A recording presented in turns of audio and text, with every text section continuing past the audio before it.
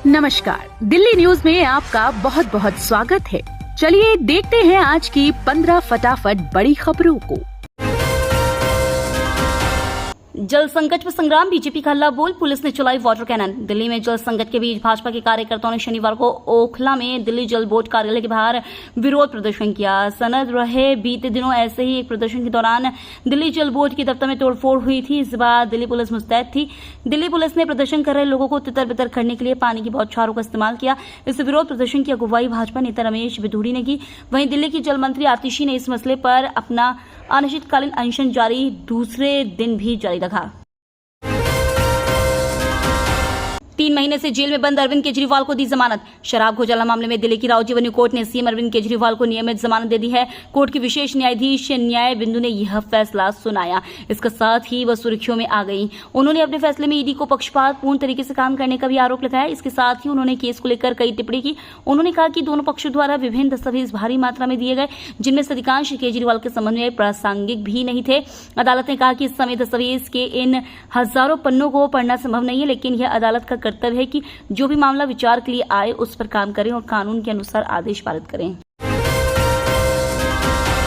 भारत और बांग्लादेश के बीच हुए कई समझौते। बांग्लादेश की पीएम शेख हसीना 2 दिवसीय भारत दौरे पर है। इस दौरान दोनों देशों के बीच हुए कई समझौते हुए। इसमें दोनों पक्षों ने अंतरिक्ष प्रौद्योगिकी पर सहमति पत्र का आदान प्रदान किया, जिसका उद्देश्य भारत के प्रक्षेपण यान पर बांग्लादेश के लिए संयुक्त रूप से विकसित छोटे उपग्रह की प्रक्षेपण के लिए सहयोग स्थापित करना है। साथ ही राजशाही और कोलकाता के बीच एक नई यात्री ट्रेन सेवा शुरू करने की बात हुई। दिल्ली सरकार का दावा, लू से निपटने के लिए अस्पतालों में पूरे इंतजाम। राजधानी में लू से हो रही मौत को देखते हुए स्वास्थ्य मंत्री सौरभ भारद्वाज ने मदन मोहन मालवीय अस्पताल का निरीक्षण किया। इस दौरान उन्होंने पीड़ित लोगों से मुलाकात की, साथ ही अस्पताल में उपलब्ध सुविधाओं का जायजा लिया। निरीक्षण के बाद भारद्वाज ने कहा, दिल्ली सरकार के अस्पतालों में पीड़ितों के इलाज के लिए पर्याप्त सुविधाएं, ऐसे मरीजों के लिए सभी दवाइयां, इंजेक्शन, आइस पैक सहित अन्य सामान पर्याप्त मात्रा में उपलब्ध है। मरीजों को ठंडक में रखने के लिए भी उपाय किए गए हैं। 1 करोड़ सरकारी कर्मचारियों के लिए खुशखबरी, मिला 8वें वेतन आयोग का प्रपोजल।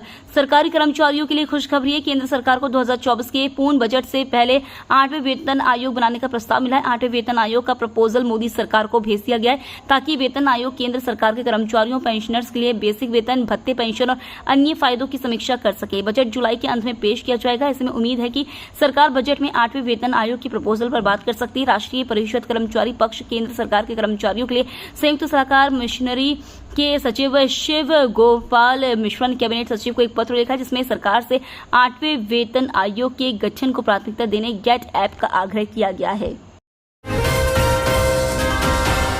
विभव कुमार को राहत नहीं, कोर्ट ने न्यायिक हिरासत 6 जुलाई तक बढ़ाई। आम आदमी पार्टी की राज्यसभा सांसद स्वाति मालीवाल मारपीट मामले में आज 30 हजारी कोर्ट में सुनवाई हुई। 30 हजारी कोर्ट ने मुख्यमंत्री अरविंद केजरीवाल के सहयोगी विभव कुमार की न्यायिक हिरासत 6 जुलाई तक बढ़ा दी है। न्यायिक हिरासत की अवधि समाप्त होने के बाद विभव को वीडियो कॉन्फ्रेंसिंग के जरिए कोर्ट में पेश किया गया। विभव पर आरोप है कि उन्होंने 13 मई को केजरीवाल के आवास पर स्वाति मालीवाल के साथ बेरहमी से मारपीट की थी। इसके बाद दिल्ली पुलिस ने उनको गिरफ्तार कर लिया था। आतिशी के पानी सत्याग्रह का आज दूसरा दिन, पूरा हरियाणा सरकार पर लगाए गंभीर आरोप। दिल्ली के कई इलाके पानी के संकट से जूझ रहे हैं। इसे लेकर बीजेपी और आप में जुबानी जंग जारी है। आतिशी के अनशन का दूसरा दिन पूरा हो चुका है। आतिशी का आरोप है कि हरियाणा दिल्ली के हिस्से का पूरा पानी नहीं दे रहा है। वहीं हरियाणा कह रहा है कि लिमिट से 17% ज्यादा पानी दिया जा रहा है। दालों की महंगाई को रोकने के लिए सरकार सख्त ले लिया बड़ा फैसला। सरकार ने जमाखोरी रोकने और कीमतों पर नियंत्रण के लिए इस साल सितंबर तक तुअर और चना दालों पर भंडार सीमा लगा दी।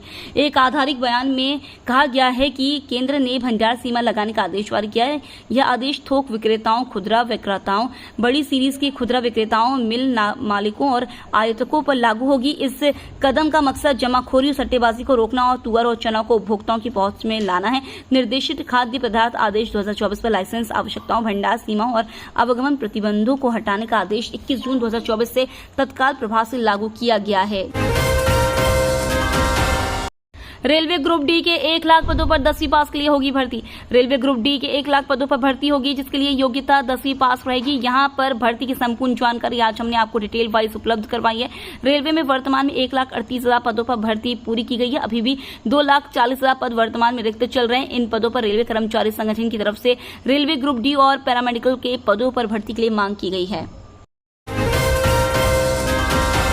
जीएसटी काउंसिल की बैठक खत्म, बड़ा ऐलान। लोकसभा चुनाव 2024 और नई सरकार के गठन के बाद जीएसटी काउंसिल की पहली बैठक हुई है। बैठक के बाद वित्त मंत्री निर्मला सीतारमण ने बताया कि काउंसिल ने मिल्क केन्स यानी दूध के डिब्बों पर एक समान 12% की दर निर्धारित करने की सिफारिश की। इसके अलावा सभी 16 कुकर पर 12% जीएसटी दर लागू होगी। भारतीय रेलवे द्वारा दी जाने वाली प्लेटफॉर्म टिकट जैसी सेवाओं को जीएसटी से बाहर कर दिया गया है।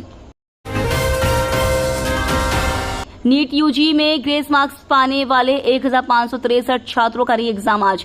नेशनल टेस्टिंग एजेंसी की ओर से जिन 1563 छात्रों को national eligibility cum entrance test के रिजल्ट में ग्रेस मार्क्स मिले थे, उनकी दोबारा परीक्षा आज आयोजित की जाएगी। री एग्जाम के लिए एडमिट कार्ड आधिकारिक वेबसाइट पर जारी कर दिए गए हैं। जिन्होंने अभी तक एडमिट कार्ड डाउनलोड नहीं किए, उन्हें बता दें, बिना एडमिट कार्ड के परीक्षा केंद्र में एंट्री नहीं दी जाएगी। नीट यूजी की परीक्षा देश भर के 7 केंद्रों पर आयोजित की जानी है। एनटीए के एक सीनियर अधिकारी ने एक न्यूज वेबसाइट को बताया, इन उम्मीदवारों के लिए 6 नए केंद्र अलॉट किए गए हैं, जबकि चंडीगढ़ में केवल 1 केंद्र है जहां केवल 1 से 2 छात्रों को उपस्थित होना है। शिक्षा मंत्रालय में नौकरी दिलाने के नाम पर युवती से 3 लाख से ज्यादा की ठगी।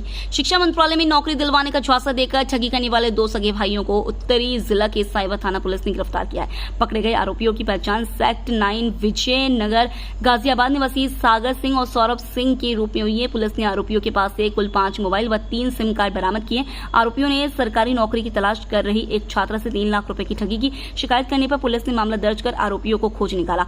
जांच हुई तो पता चला कि दोनों भाई पिछले काफी समय से इसी तरह ठगी कर रहे हैं। इनकी मोबाइल फोन पर दर्जनों फर्जी आईडी बरामद हुई है। पुलिस दोनों से पूछताछ कर रही है। सरकारी कर्मचारियों के लिए नया नियम अब खैर नहीं। सरकारी कर्मचारियों के लिए नया नियम लागू हो रहा है। केंद्र सरकार ने कहा है कि 15 मिनट से अधिक की देरी से ऑफिस आने वाले कर्मचारियों को अब माफ नहीं किया जाएगा। देश भर के कर्मचारियों को सुबह 9:15 बजे तक दफ्तर आने का निर्देश दिया गया है। कार्मिक एवं प्रशिक्षण विभाग ने कहा कि 9:15 बजे तक ऑफिस नहीं आने वाले लोगों के आधे दिन की छुट्टी काट ली जाएगी। किसी विशेष कारण होने पर इसकी सूचना देनी होगी। सुरक्षा बलों ने 2 आतंकवादियों को मार गिराया। जम्मू कश्मीर में सुरक्षा बलों और आतंकियों के बीच मुठभेड़ हुई है। बारामूला जिले के उरी में 2 आतंकी घुसपैठ की कोशिश कर रहे थे और सुरक्षा बलों ने उनकी कोशिशों को नाकाम कर दिया। सुरक्षा बलों ने दोनों आतंकवादियों को मार गिराया है। इसके बाद इलाके में सर्च अभियान जारी। आतिशी के अनशन को बीजेपी ने बताया घोटाला। संजय सिंह बोले, अपने डॉक्टर से करवा लो जांच। दिल्ली की जल मंत्री आतिशी अपनी मांगों को लेकर शुक्रवार से अनशन सत्याग्रह कर रही हैं। शनिवार को भारतीय जनता पार्टी ने आतिशी के अनशन स्थल का एक वीडियो जारी कर इसे घोटाला करार दिया है। वहीं बीजेपी पर पलटवार करते हुए आम आदमी पार्टी के वरिष्ठ नेता संजय सिंह ने कहा कि दिल्ली के लोग एक एक बूंद पानी के लिए तरस रहे हैं, पर आप वाले नोटंकी कर रहे हैं। दरअसल शनिवार को दिल्ली बीजेपी ने आतिशी के अनशन स्थल का एक वीडियो अपने सोशल मीडिया हैंडल एक्स पर वीडियो साझा कर लिखा, ये कौन सा अनिश्चितकालीन सत्याग्रह है जहां आतिशी लंच के वक्त और रात में एसी कमरे में खाना और आराम करने चली जाती हैं। गजब का घोटाला चल रहा है। तो ये थी आज की बड़ी खबरें। डेली खबरों से अपडेट रहने के लिए चैनल को सब्सक्राइब करना बिल्कुल न भूलें। धन्यवाद।